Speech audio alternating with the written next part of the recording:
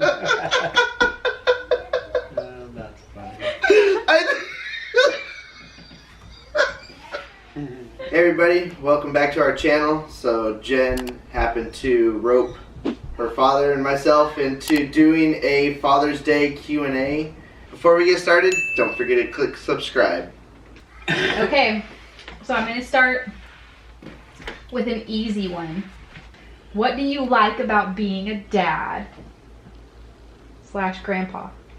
Interesting. I love the grandkids.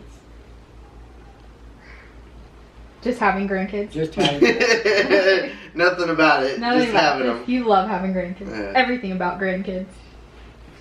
What about you, babe? I don't know. Best part about being a dad is coming home each day and getting those hugs and kisses every day as soon as I walk in, and on the weekends getting woken up by some snuggles and hanging out in the bed until we're ready to get up for breakfast. You know, all that stuff. It's never a dull moment around the house when you're a dad. So. True. Yeah. Okay, so you get to answer the next one. What do you not like about being a dad? Not being able to be as spontaneous as we were when we were non-parents. So, just in a whim, just go out and do something that you couldn't go do with kids, or you know, just things like that. But Okay, Dad. it's minute. What do you not like about being a dad? Because everything about being a grandpa is awesome. So. extreme responsibility. Very well put. Yeah. Dad, what did your father teach you about life? Watching my father growing up taught me to love and not hate. Growing up, you know, just watching my dad, and he was always a workhorse, so watching him do that kind of has impacted my life and my work life, actually. So I just kind of emulate my work style off of his, and obviously my mom as well, so gotta throw her in on that. Playing off that, what is your fondest memory of your father?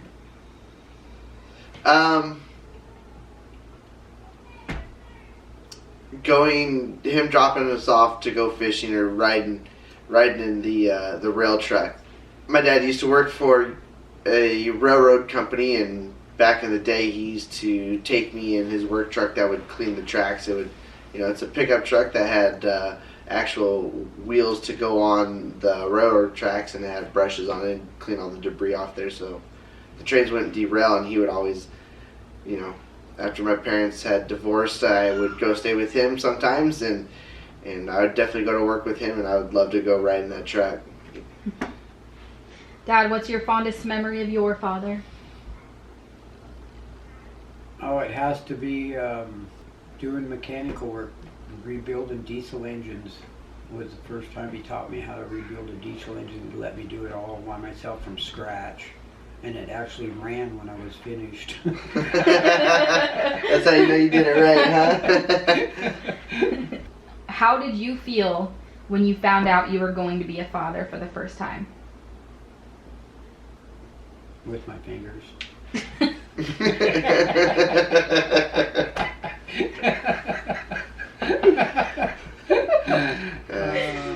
You know what I mean. The one that I remember the most was with you when you were born, Jennifer, and when I was in the room and all the pain and the expression on your mom's face. I almost went down, and they had to take me out of the room because they didn't want to have two patients on the bed. That's funny. What about you? How did you feel when you first found out? Extremely excited, you know. Both the girls were definitely, you know, planned, so when we figured out we were going to have Bailey, I was extremely excited and extremely nervous all at the same time, because obviously being a father to me was unknown, and everything after that obviously was unknown because I hadn't done it before. So. How did you feel, Dad, when you first found out I was pregnant with Bailey? Too much, too good to be true. I really. That's awesome. Were you ever scared to be a dad? Never. No. No? No. I wasn't scared to be nervous, maybe. Scared, never. Anthony, what are some characteristics you think a good father possesses? The ability to provide and care for their family as needed. Also, the ability to show his daughters or children how another person should treat them, be it a man or a woman, should show them to treat them with respect. So I think that's probably one of the most important things you can, pass on down to children. Okay, Dad, how do you know someone's a good father? A good father definitely loves their kids and shows them that on a daily basis, amongst a number of other things. Right? Yeah. I mean, The list could go on, huh? So we talked about memories of your father, but what's one of your best memories as a dad? Holding both girls for the first time. That's definitely number one for me. Looking through the window at the hospital at the little one in the crib. Oh yeah, they still had windows back then. Yeah, huh? right? Nurseries. That's cool. Five different times. Yeah? 5 different times. What's one of your best memories as a grandpa? You know what? I have so many, but the one that keeps popping into my head is, Papa, you have to put the toilet seat down. When you're done. We hear it a lot. That's Bailey for you. Yeah. Dad, what message do you have for your kids or grandkids that you want them to always keep in mind? That's a tough one. You got to think about that. My eyes are watering already. Always make your own decisions. Don't be influenced by others. Just love one another. Be happy and know that if you fall, that you can definitely get back up and be a better version of the person who fell. So falling down isn't the end; it's just the beginning.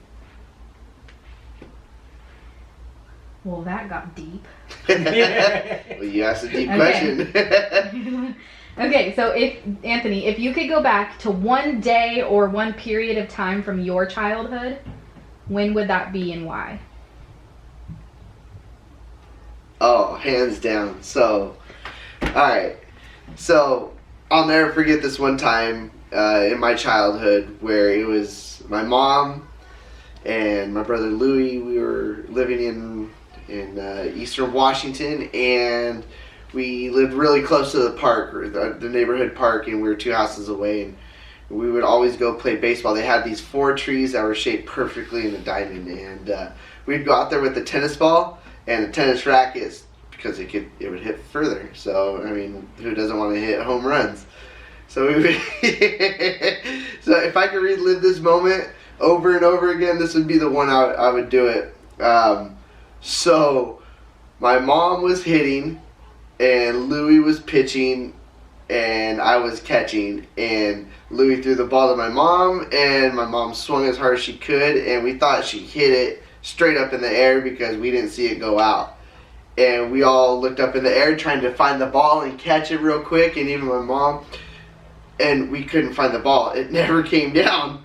So we searched, I kid you not, for probably about a good 10-15 minutes for the tennis ball to find out where it was. The entire time it was stuck in the tennis racket in the Y that goes up to meet the part of the racket. So the ball had got wedged in there when she swung, And we never could find the ball because she held the tennis racket in her hand the entire time. So the ball was with us every single step of the way, looking for the ball. It was in her hand the entire time. And the only reason we found it is because she's like, all right, well, I give up. And she dropped the tennis racket and the ball came out of the racket. Oh, that's funny.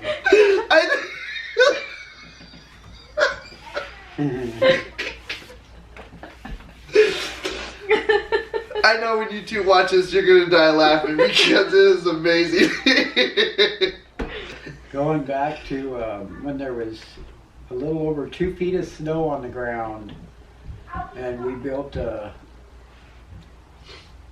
runway down the hill behind our house, and there was an old grade that went across our path, and it dropped off 5 feet and leveled out to where you could drive on it, and then went down into the yard. Well, you couldn't you couldn't just slide down there, so we built a little kind of a snowbank so we could turn the corner, go down our trail that we had cut.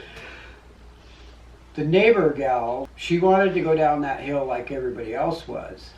She got going so fast, she went around that bank, went up over the top of the bank, jumped clear across that 11-foot road, landed in the yard, still on the tube, and then when she hit, she bounced, and the tube kept going, but she just up in the air. And we were all just rolling. Oh, that was so funny. Isn't it so crazy, like the things that stick in our heads, like the little simple moments that just stay with us? Yeah. So She was funny. airborne 20 feet in the air. Oh my goodness. At least 20 feet in the air. Before she come down on that big truck tire into. That's funny. Okay, last question. So, what's the best advice that you would give to someone about to be a dad? Dang, that's a good one. I mean, there's so much advice. I mean, I could sit here and tell you a little this or a little that, but Best of luck.